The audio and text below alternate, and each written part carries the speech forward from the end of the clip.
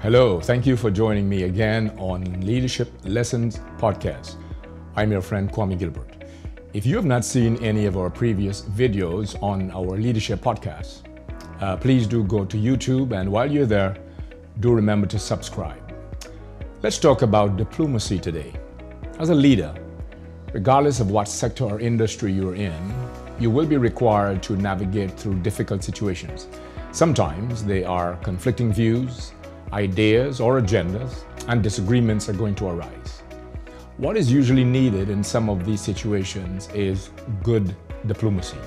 Now, diplomacy may sound like a very fancy word, but really what it is understanding and working with people to accomplish mutual goals. Diplomacy requires being able to appreciate the other person's point of view and coming to a common ground. Now, I have heard persons in leadership from time to time say things like, I don't know how to be diplomatic, I am just straightforward. Straightforward is good, but understanding that being straightforward does not mean that you cannot be diplomatic. You can be straightforward and arrogant, or straightforward and diplomatic. The skills of diplomacy is not about not being straightforward and honest. The skill of good diplomacy is about building trust and consensus while working to achieve a common goal. Diplomacy requires honesty and trust, and recognizing and appreciating different opinions and perspectives.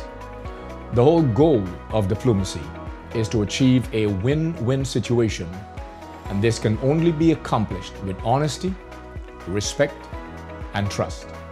Sometimes, good diplomacy may even require that you lose a battle today to win the war tomorrow. Isaac Newton said a powerful thing about diplomacy, and here's what he said: tact is an act of making a point without making an enemy. See you again on our next episode of Leadership Lessons.